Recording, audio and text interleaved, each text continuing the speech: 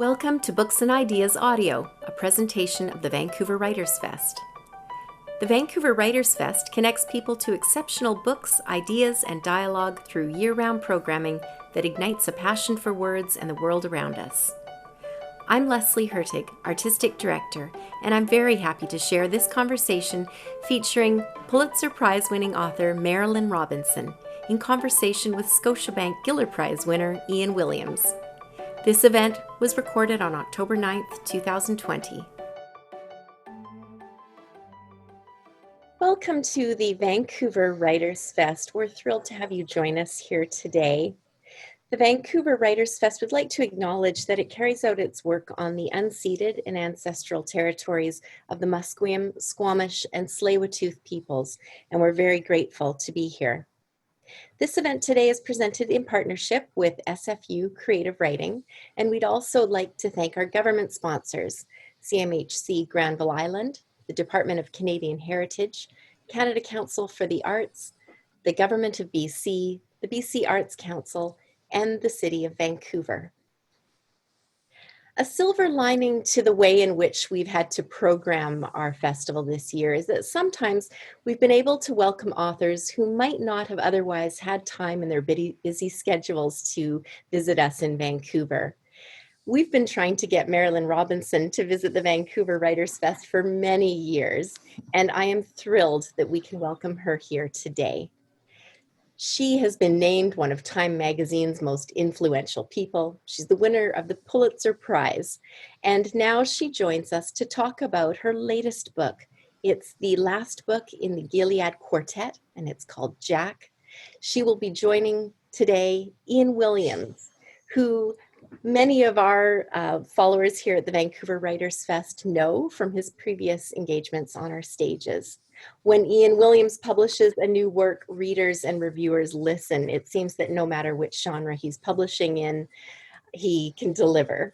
His last poetry collection, Personals, was shortlisted for the Griffin Poetry Prize. And last year, his novel Reproduction won the Scotiabank Giller Prize. This year, his latest book is a poetry collection called Word Problems. Please welcome Ian Williams in conversation with Marilynne Robinson. Thank you, Leslie, for that introduction. Welcome to virtual Vancouver, Marilynne. I'm very happy to virtually be there. Where are you joining us from? Saratoga Springs, New York. Mm-hmm. And how's the pandemic been for you over south of our border? Well, I was teaching, and then I was teaching at Yale Divinity School, which got closed down, of course, became virtual, and then I thought I might as well be in a house that is actually my house, you know. So I came here and did that, and it's nice here. Very solitary, though. I'm not a highly sociable person, but I have begun to miss people to a certain extent. I love the qualifications there, to a certain extent. Well, we're glad you're here. We're glad you're here in rainy Vancouver. So why not? Let's begin at the beginning here. And the beginnings of your novels are these master classes in writing fiction, and they're oft quoted. I'm thinking of the beginning of Gilead, and the beginning of Jack, your new novel, is no different. And I'm hoping that you would read to us from the beginning of Jack. We'll do that.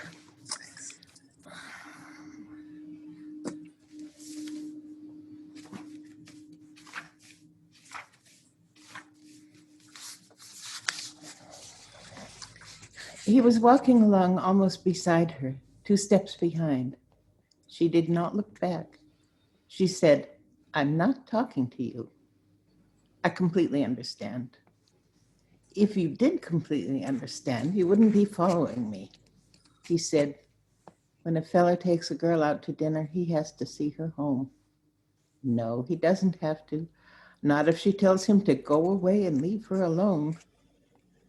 "I can't help the way I was brought up," he said. But he crossed the street and walked along beside her across the street. When they were a block from where she lived, he came across the street again. He said, "I do want to apologize." "I don't want to hear it." And don't bother trying to explain. Thank you. I mean, I'd rather not try to explain, if that's all right. Nothing is all right.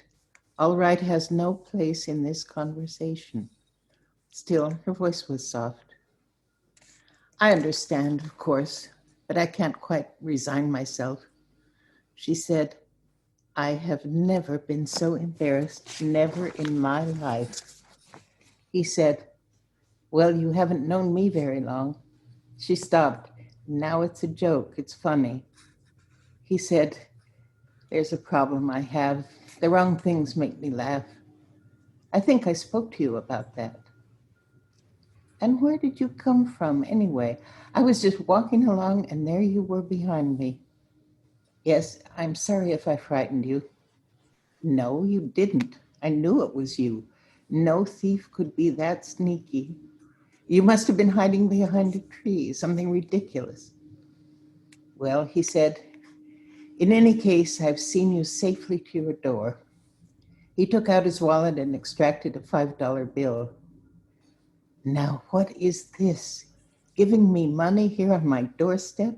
What are people supposed to think about that? You want to ruin my life. He put the money and the wallet back. Very thoughtless of me. I just wanted you to know I wasn't ducking out on the check. I know that's what you must think. You see, I did have the money. That was my point. She shook her head. Me scraping around in the bottom of my handbag trying to put together enough quarters and dimes to pay for those pork chops we didn't eat. I left owing the man 20 cents.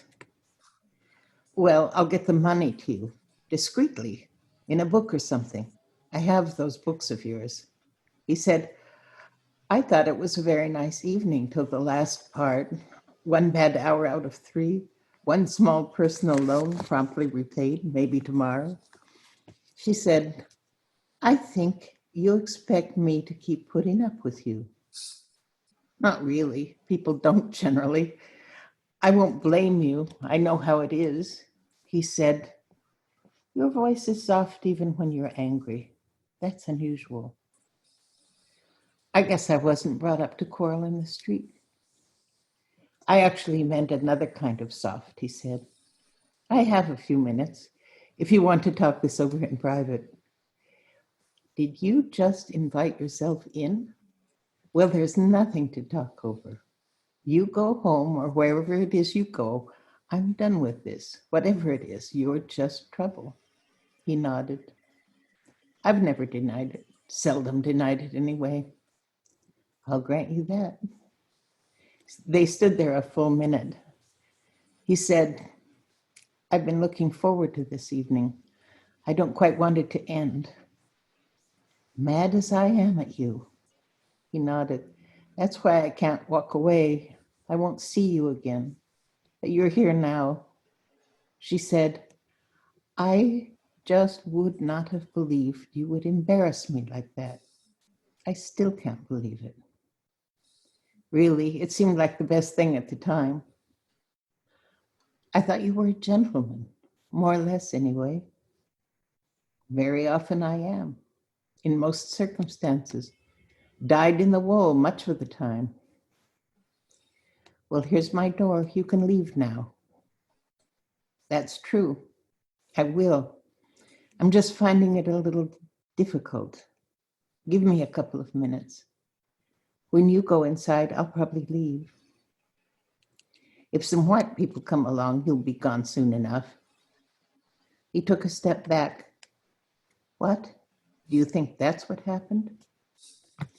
I saw them, Jack, those men. I'm not blind and I'm not stupid. Oh, it's pretty amazing how right from the beginning, you make us feel like we've known these people for such a long time. And, you know, I feel like rereading now, right? This effect of the first time the first reading, you spend time figuring out, okay, who are these people? What's their relation? How are they? What's going on? And the second time, when you know it all, the pleasure is still there, but it's different, right? So I'm wondering, is the beginning as we experience it as readers the same beginning? Do you start at the beginning when you write, or is there some other place where you start? It's true enough to say that I start at the beginning, you know. I mean, those early efforts, you know, those early ideas, they're kind of, there's a sort of miasma that surrounds them in retrospect. Um, I did start at that place, and then I had to find a way to, you know, to give the story before the story, you know, what had actually caused the argument and the failed separation between them, you know. But it is true that I generally begin a novel because I know where it begins, and I think I know the drift of it or the burden of it. And that means I'm working from the beginning, you know, what does it imply? At what point do the words actually leave the head and go on the page? How much thinking happens and how much exploration happens on the page for you? It sounds like you know, but what is that knowing I'm trying to get at? Where's that certainty? I don't know. I mean, my own mind is a very great mystery to me. You know, I get an idea. I don't know what the content of it is in any conscious way. I you know, sort of see what occurs to me next, and then you get to a point where what you have seems to imply the next development. You know, you use the word organic, and it's a word that I find very useful. I don't plot things out. I don't do anything like that. So a really interesting choice to begin the novel, begin Jack here with this 70-page conversation in a graveyard. It's about maybe a quarter of the book. And this really long shot, sustained scene between two characters. And that is the entire world that we see at nighttime. So even our senses are kind of diminished as well. Why that choice? Did you? I'm trying to see how this beginning unfolds for you. Talk to us about that. Well, I mean, part of the reason for the graveyard scene is that I did go to St. Louis to sort of look at the city, you know, and they have really an amazing, imposing, spectacular old cemetery, and which I wandered around in considerably, you know. And it seemed like, I mean, it is a place where, you know, two sort of poetically inclined strangers could talk all night, you know, without the interference of anyone seeing them or hearing them or wondering about them, you know. You know, it was a neutral world for them. And I thought that I should, you know, there aren't many neutral worlds, and I thought I would appropriate that one for my purposes, you know. Mm-hmm. And then a great intimacy develops. There's some history there, of course, between Jack and Della. And this intimacy that takes 70 pages. Perhaps we needed that much time as readers to become intimate with them. What do you think about sort of applying this beyond the novel here, about how intimacy forms? Do we all need to walk around in graveyards with people that we disagree with to get to know them better? Wouldn't do us any harm. No, I, for my purposes, voice is everything, or nearly everything, and my feeling is that everyone using language has a kind of what you could call a music that is distinctive to them. And I think it takes a good deal of listening to, you know, you get an almost physiological sense of a person if you listen attentively to how they use language, the tones and all the rest of it. So, you know, it might be my eccentricity, but I did want to give them plenty of time to talk. That was more important than formal, you know, construction of the novel or anything like that. Right. Does it feel a bit like a one-act play, like in that first part? So clearly the undertones of Hamlet are there, right? And then we've got this genre suggested, this kind of Shakespearean play. Do you feel something dramatic happening there in the sense of genre? You know, I think about Samuel Beckett as well as Shakespeare. Oh, yeah. I don't think particularly in those terms. I'm surprised. I mean, if you look at housekeeping, there's very little dialogue. And there is not much in Gilead and so on, but it seems to grow in my work. And I, I welcome it.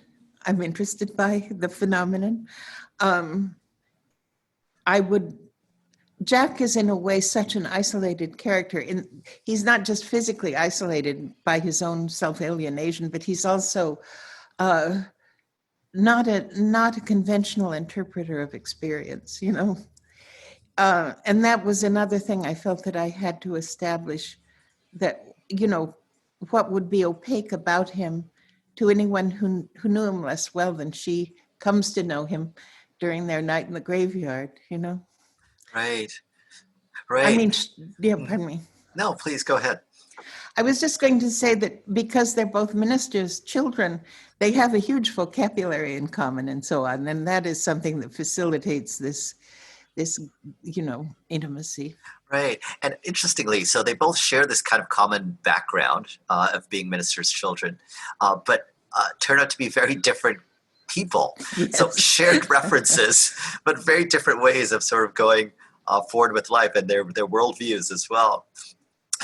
So let's, I'm going to connect a few of the novels here. So in Gilead, the person for whom Jack is named, John Ames Boughton, he writes, I can find it, it's on page 72. I suppose he'll appear sooner or later, he being Jack. I don't know how one boy could have caused so much disappointment without ever giving anyone grounds for hope. And then sooner or later, and then Jack appears. Did you originally conceive of a quartet of books emerging from Gilead? No, I didn't. After I was done with housekeeping, I realized that there were lots of characters, there were lots of things still floating around in my mind, and I suppressed them, I drowned them. I refused. I didn't want to be someone who wrote sequels, And then when I wrote Gilead, I'd have something of the same experience of a sort of mourning, a sense of personal loss, but these people abide. So I thought, give them their novels. I mean, first of all, I thought, the earlier novels, but if a voice is, I learned that if a character has reality for me, I can write a novel for him, He does not have to remain within the walls of my skull, and that's a nice feeling. I love how the prophecy is embedded in John's words in Gilead, right? Sooner or later, you'll appear. And you almost knew the kind of inevitability of it here. And surely Jack does, right at the end of the quartet. Right. The other part of that is how one boy could have caused so much disappointment. And, yet you write him with such sympathy and tenderness and humor as well, that as readers were persuaded that he must be misunderstood. He's that shadowy figure that we all have in our families, that uncle who goes away to some far off place and doesn't communicate. And then we finally see from his own perspective what life dealt him. Most of the novels, though, haven't been interested in like disreputable people. So I'm wondering what the attraction is now to write, say, a gospel from the point of view of Jack. Well, I think the concept disreputable can be misplaced, I mean, I don't want to characterize St. Louis in a particular negative way because the whole area, the whole country deserves to be characterized in a negative way on these terms, But, I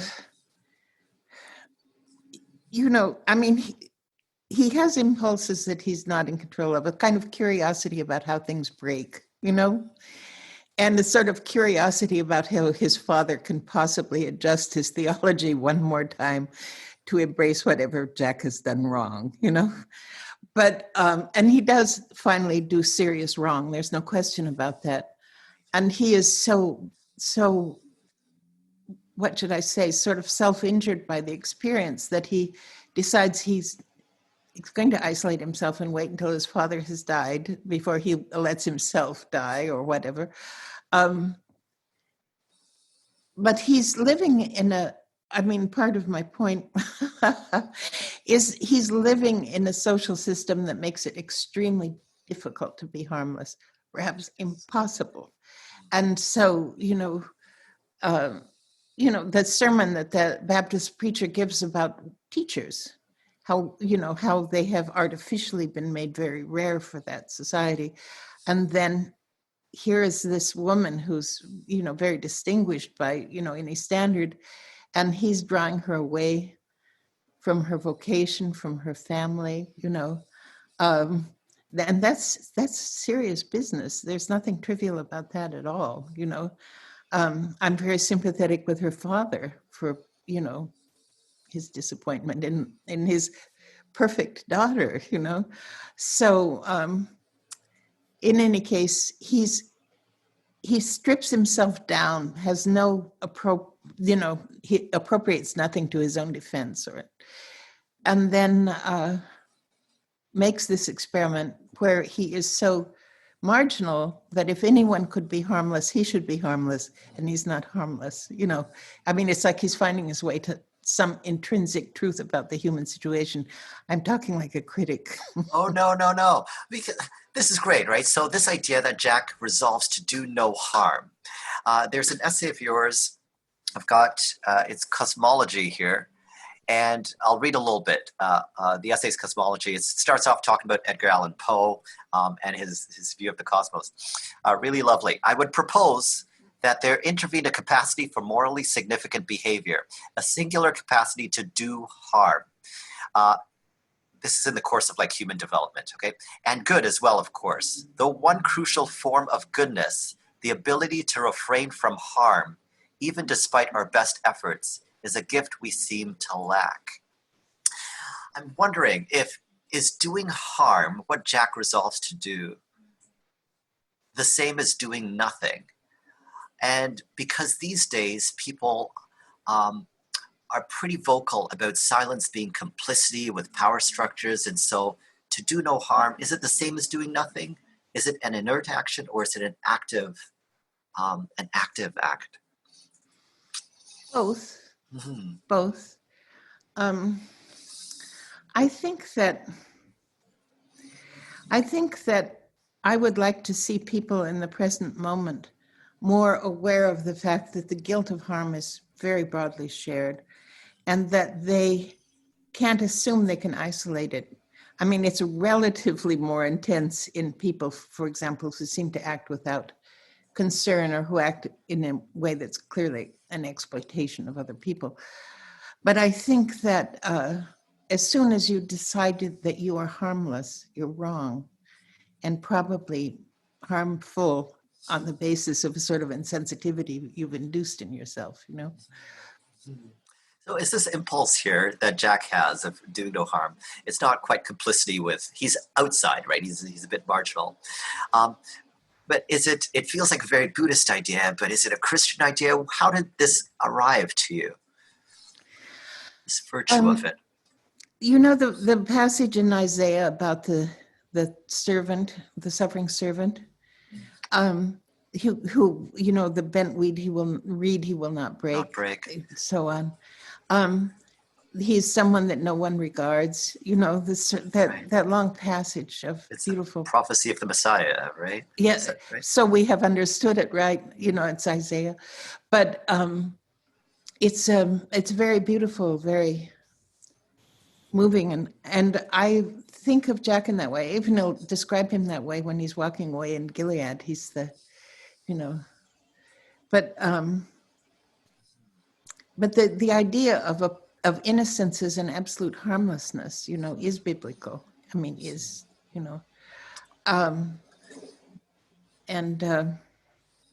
I think the idea of harmlessness is very interesting.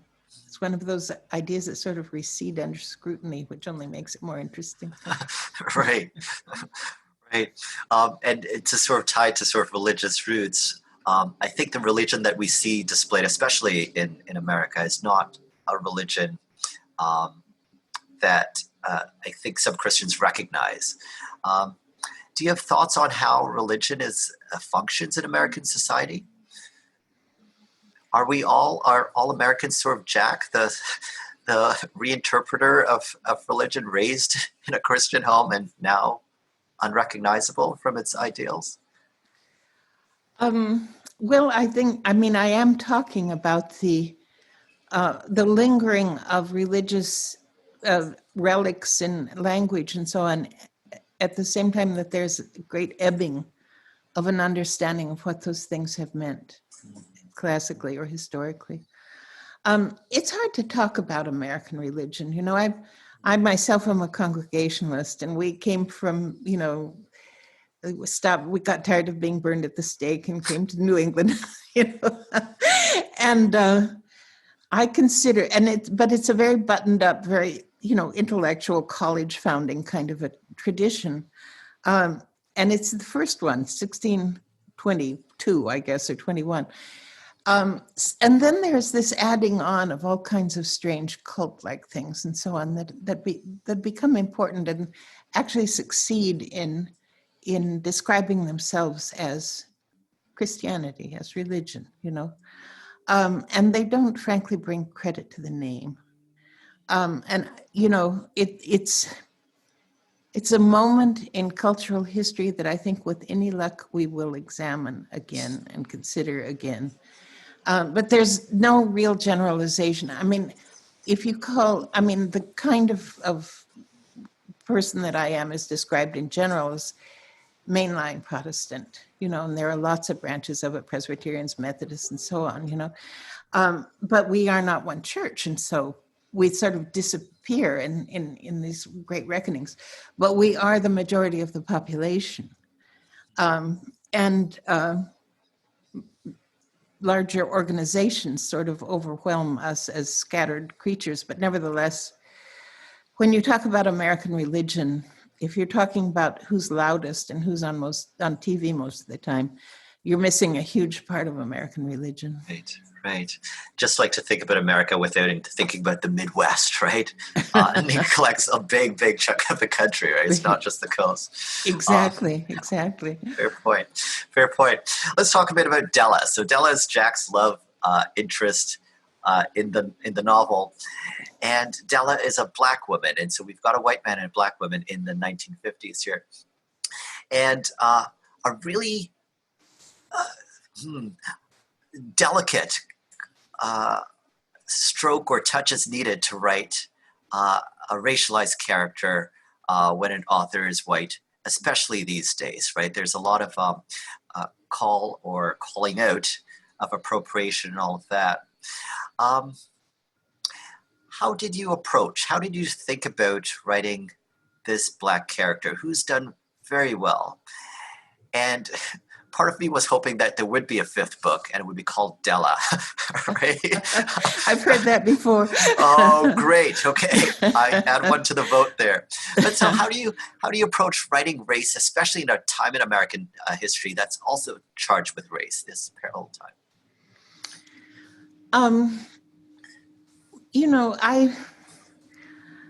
I started writing this at a time when it's always a huge issue, but it wasn't quite so, salient as it is now. Well, it was too, but not in the same extreme language that, it's quite appropriate now. But, I read a lot of cultural history. I knew there was a Spelman College that educated Black women. And, I knew that all kinds of scholarship and so on was done at this sort of, the intellectual aristocracy of bishops and clergy and so on. And that's an aspect of Black culture, Black history, and American life that tends not to be noticed, which I think is a terrible impoverishment of the historical sense of things. And then, of course, I teach in a writing program. My experience of Black people are highly articulate, highly educated people, so from the point of view of the assumptions that I have in mind, they've been educated into, a completely different sense of these things than is often than is often reflected. It's already true in Gilead that Della is Jack's superior in many ways. She's educated. She's, she has a life that she considers meaningful. She's a virtuous woman, all the rest of it. So from the point of view of the book, Jack, that was simply something to be assumed and explored. Yeah, your starting point is different. Your starting point is not stereotype, right? Your starting point is a very different reality and a different interactions with Black folks than I think a poorly drawn portraits of Black people come from, right? So one hopes. Yeah, and so to the relationship, it's an interesting one. You talk about it. In terms of she has accomplished many more things than Jack has accomplished in his life. But it's also kind of charming, the modesty of courtship in the 1950s, the weight of parental approval in the 50s. All of these things circulate around their relationship. So it's hard enough, right? Just kind of meeting someone, falling in love and proceeding with life. But you've added almost insurmountable barriers of cultural and social disapproval, parental and familial disapproval as well, Jack's status in class and all of that. You've thrown everything possible at them. I want to ask a big why with a question mark there. You could have written a book about Jack's first romance that we know of, right? The one with the woman with whom he has a kid. But somehow Della was the relationship that you found more interesting, or you chose rather than the other one, the teenage woman. What's happening there? Well, Della enters his life when he's had a lot of time to reflect. The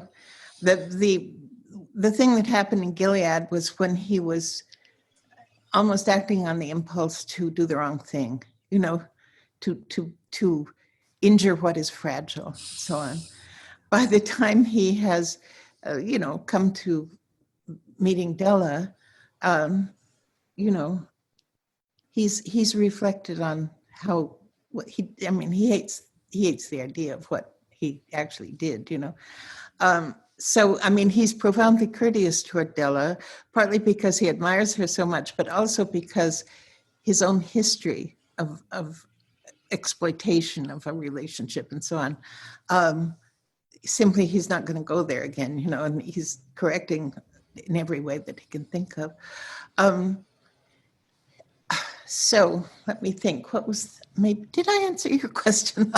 No, we were just talking about like this time. I'm curious too about what I wanted to say. What's that? In that respect, it's about Della, because what she is doing, and how much this is in my mind and how much it's on the page, but she's kind of looking for a definition of love, what she considers to be the essential thing. Yeah. With all respect to all the positive values that surround her, she wants to love someone and be true to the fact that she does love him. That's the defining thing. So she's kind of predisposed to seeing him in the best way that he can be seen. He's kind of a theological problem for her in the same way. Right for all of us, yeah. Exactly, yeah.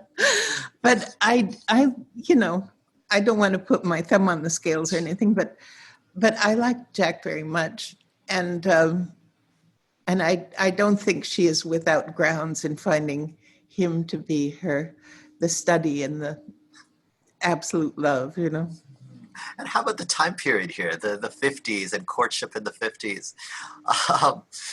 It's kind of charming from our point of view right now. How well do they know each other, or could they know each other, given the restrictions and barriers for them even like spending time together? How does love develop under such like prohibitions? I think, I think prohibitions, it's like courtly love. Prohibitions can actually intensify things, you know that, for example, Della could go home and that her father has a list of highly presentable young preachers, and she can have her pick, and this does not stir feelings of love in her. It just, it would not allow her to explore or define herself, or, or in a certain sense, step into a kind of world that is perilous and in which she can act out loyalty and courage and things like that. Yeah, we never tire of it, right? This idea of love that we return to as poets, as writers, whatever state the world is in. And the more that we sort of explore it, the more books that proliferate around it. We never quite pin it down, right? The motivation still remains slightly mysterious to us, Yes. Largely mysterious to us. I would say that's really true. People will say to me, why would she marry him? She has a college degree. He has nothing. And you think, well, pay attention to the world around you, and you will see all sorts of things like that. That's right. That's right. And we just don't know. The heart wants what it wants, to be slightly cliched, and we can't quite pin it down. I'm going to ask you a question here from Twitter, and this is from at Willem Solomon. And on Twitter, he had a question for you about music. In her New Yorker interview, Robinson said she wrote listening to the radio, which surprised me. My question, how does she view the relation between music and the sway and rhythm of her sentences? You really write to music? I do. And music that people might not necessarily, I mean, Bessie Smith was a huge influence on housekeeping, for example. I think that but he's exactly right. Language is music, and some people and some traditions can make manifest or make cohere the the musical quality of language and the language quality of music, and that's something that, I have no musical gifts of any kind or anything like that, but when I hear it, there's a sense of rightness in my mind, and it's the kind of rightness that I feel when I have written a sentence or something that pleases me. Music with lyrics you can listen to? I love lyrics and music. As you're writing, as you're trying to find your own words, you can... Well, yeah. Well, the secret is that I have listened to the same music so many times that, it's not, that the language does become part of the music rather than being something that demands attention as simply language would do. Mm-hmm. Oh, I'm so curious what you're listening to. Like, it's not top 40 music there with just electronic, thumping beats. I don't know. What gives you pleasure musically? Is it, what range? Oh, it varies from time to time. I have there was a time when I listened to Bach all the time. And the reason I listened to Bach all the time is because it seemed to me that his compositions are based on long sentences, and I would wait to hear how they resolved and so on. Right. The David Foster Wallace of classical music there. The interminable sentence of Bach. These are right? Mm-hmm. Or it is terminated. In the sense that he resolves things that, like you would hope to resolve a sentence. Mm-hmm. He does, and then he picks them up a little bit later on, and then you got this fugue going on. So it's like this conversation that will not end with Bach, right? Like he's insistent on returning. Right. So it's very true that your writing is musical. I remember the first time I was actually introduced to you by someone who absolutely loved you. I think you are his favorite writer. And I was standing in front of his bookcases, and he put Gilead in my hand, and he said, just start reading, right? And I did. And the afternoon kind of went away into Gilead. And you can hear the music right from that very first paragraph. We talked already about your genius for beginnings. Would you do us the pleasure of reading us the first couple of paragraphs of Gilead?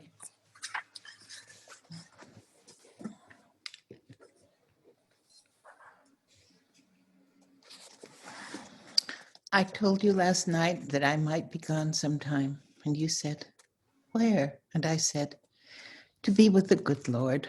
And you said, "Why?" And I said, "Because I'm old."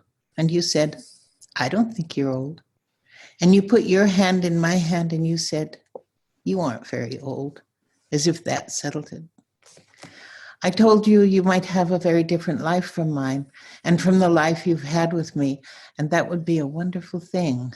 There are many ways to live a good life. And you said, "Mama already told me that." And then you said, "Don't laugh," because you thought I was laughing at you.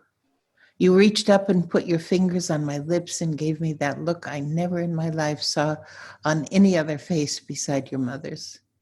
It's a kind of furious pride, very passionate and stern. I'm always a little surprised to find my eyebrows unsinged after I've suffered one of those looks. I will miss them. It seems ridiculous to suppose the dead miss anything. If you're a grown man when you read this, it is my intention for this letter that you will read it then. I'll have been gone a long time. I'll know most of what there is to know about being dead, but I'll probably keep it to myself. That seems to be the way of things. Yeah, a passage like that takes you back to the very moment that you first encountered it. You're both inside of the world of the book, and it has that effect of a song. The first time you hear it, and you remember, oh, that's where I was. And so it behaves so much like music. Your words do. Is there, I mean, I think every creative writing student would love to know this, actually, right? So your writing has been called graceful and dignified and stately um, and these adjectives that are otherwise rare to use in our culture and our society, right? We want exciting and flashing and loud and, you know,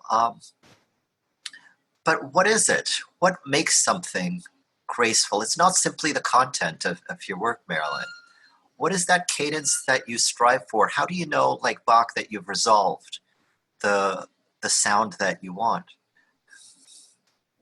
You know, if I could tell you, I would.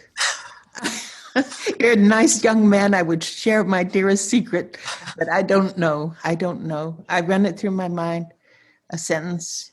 If it doesn't fall right, you know, I mean, it is true and strange that often, or at least pretty often, I know what a sentence will sound like before I know what it will say.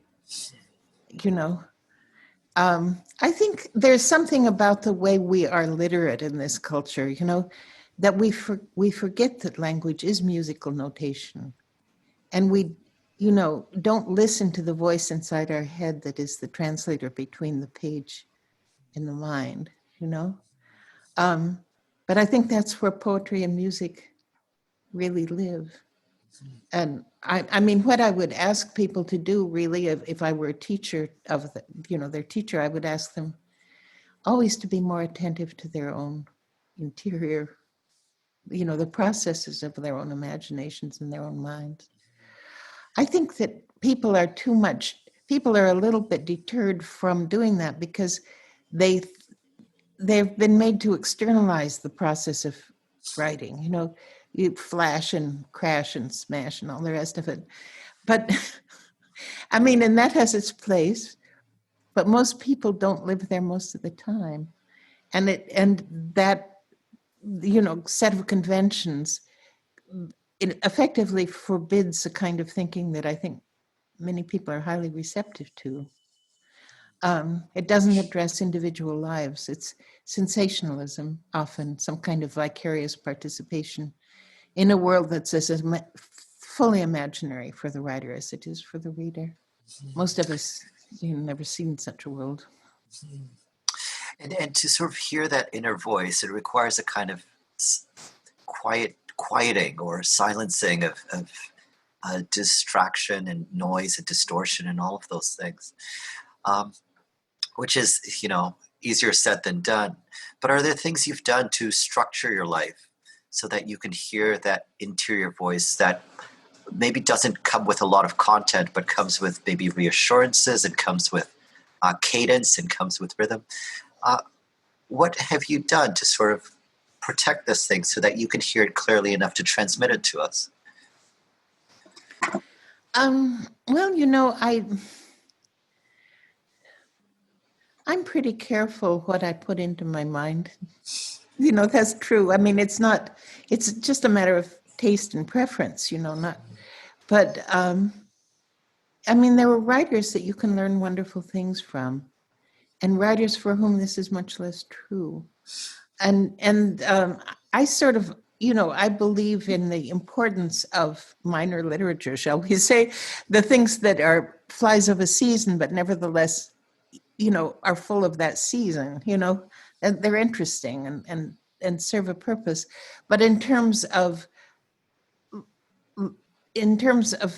understanding the best things that can be done in the language, they're not where you go, And then there's a tendency, the way people talk about themselves now, to act as if profundity were over, as if it's nothing to aspire to, it's then, And here we are, these infinitely complex creatures on a tiny planet in the middle of a huge cosmic eruption of various, you know what I mean? It's just profound. That's not a manner you assume. It's simply an acknowledgement of your circumstance. Right. That seems a really good warning against cynicism and against flippancy, right? Yeah. We are almost out of time. And my last question here, because, we may touch only once in this lifetime here. Who knows, right? Speaking of like cosmic events and chances and all of that. You've spent so much of your time and your writing career thinking about the past, right? And some distance writing about times and places that are maybe just vestiges of what they were presently. Is there something else that we could do with the past? And there's something instructive there, no doubt, right? But is there something else we can do with the past apart from learn from it? What is the past there for you? You seem to draw something else from it apart from didacticism. One of the things that, I might be unusual in some degree. I fall in love with characters in the past. I read about some heroic person, doing heroic things, and I love him or her, theologically and experientially and so on, I believe in the reality of dead people. Oh. I don't mean ghosts or anything. I know. And I think they deserve justice, which can mean actually that we appreciate them rather than depreciating them. I think they deserve the mercy of our understanding that we're all baffled in sunken complexity, that some people actually make a move forward. Some people actually do a beautiful thing. And these are the things we need to learn how to do that too. I mean, that sounds didactic, but I think of it more as aesthetic or simply a fundamental impulse toward justice that should be very broadly expressed, Oh, what a great thought to end on. Thank you, Marilynne Robinson. How do you thank someone for existing, right? But I would like to thank you for being on the planet at the same time that I'm on the planet. I hope to stay. Please do. Please do. And thank you to our listeners for joining us. I'm going to turn things back over to Leslie. What a pleasure speaking with you. Great pleasure, Marilynne. Also. And so lots of love coming to you from Canada. Thank you. Thank you both so much for joining us here today. We look forward to sharing this conversation with a very wide audience. It's one of the best conversations I've heard in a long time. My great thanks for your time, both of you. My pleasure. It's been great. Good interviewer. Really I just listened to you and I read your stuff. And I've been talking to you for years before this, so that helps. Well, thank you. All right. You've been listening to Books and Ideas Audio, a presentation of the Vancouver Writers' Fest. You can find Marilynne Robinson's novel Jack wherever books or audiobooks are sold, including through the Vancouver Writers' Fest's Libro FM store. To hear more events like this one, please visit our website at writersfest.bc.ca.